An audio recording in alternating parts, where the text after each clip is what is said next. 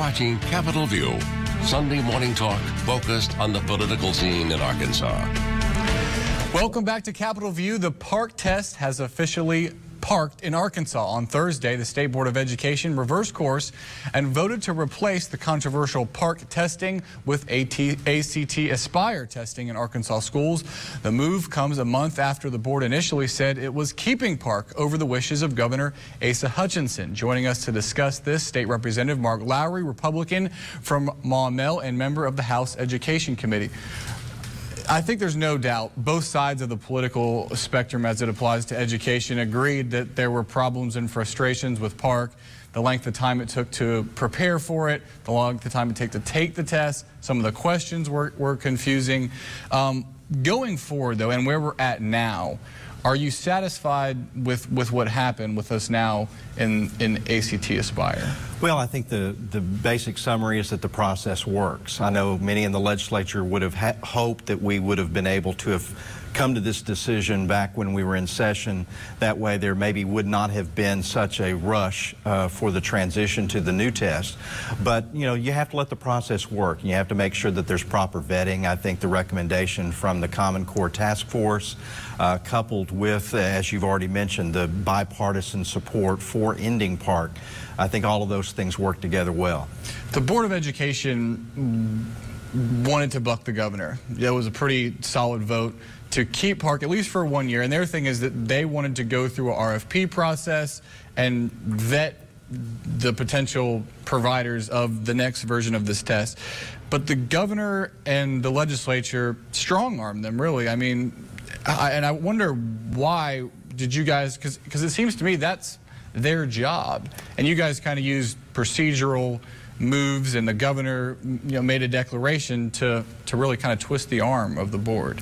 Well, strong arm is, you know, a strong characterization of it. There was probably a lot more vetting of this decision through the legislature's cooperation with the governor, also the amount of contact that we had from our constituents, letting us know about the problems that were out there.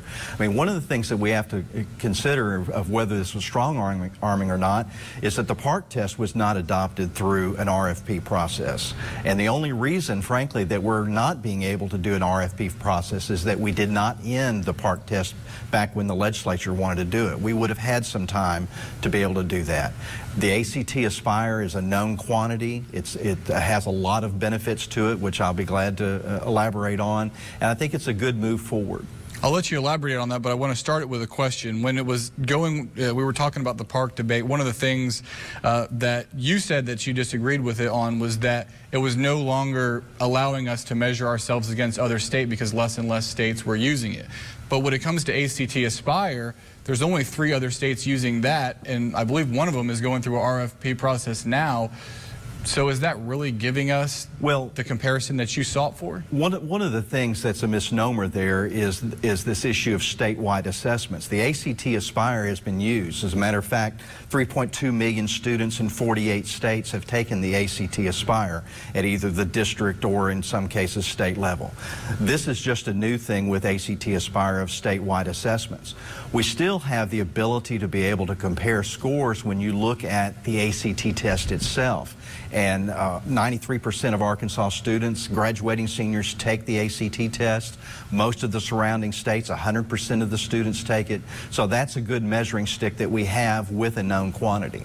But then we're only going to be testing when we get to the finish line. Isn't the point of kind of this whole Common Core and grouping these states together so that we can test along the way and kind of see how we're going before we get there? Well, the ACT Aspire does have back mapping. In other words, they take a look at the skills that are necessary for the college readiness test, and then they back map those all the way back to the 3rd grade. So you're going to be seeing students being better prepared, I believe, for the ACT test, which is also going to help us in alleviating another problem, which is that we spend in excess of $40 million a year in Arkansas universities remediating students who we've been told are college ready.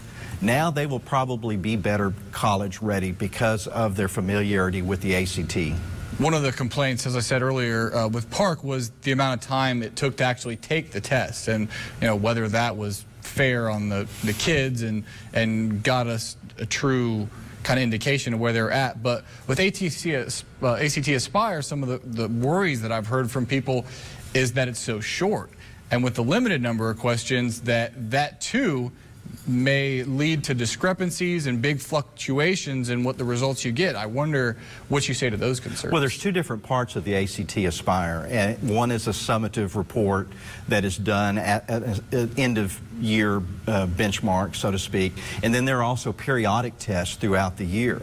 That, I think, is going to give us the greatest tool, because this assessment should not just be a gauge of whether the students are passing or failing, but it should also be a tool to help teachers, guidance counselors, all faculty members that are involved in being able to identify where the students are deficient and where they can help them. And that's where the periodic assessments are going to come in. That did not exist with the PARCC test. Yeah, and I guess this will be the third test that students will be taking in 3 years. So I guess to a certain extent we'll have to see how that goes over, but from your perspective and the governor's perspective, better off to do this now than to wait. So, well, I think when you see the trends of what has happened with PARCC, where as many as 15 states started with, have pulled out of it, that's a trend that we ought to be able to learn from. We ought to be able to gain from. My concern about giving PARCC another year is that it then possibly becomes something that's too big to fail, and then you stick with it just because you've already invested $9 million in 2 different years, and that it's not necessarily the best assessment tool. So I think this gives us an opportunity to move forward, gives us a better tool in terms of preparing the students, and I think also does give us a good comparative test in terms of being able to compare Arkansas' success against other states, specifically in the southern region of about 14 states. We're right in the middle in terms of where we score in ACT, number 7 out of 14.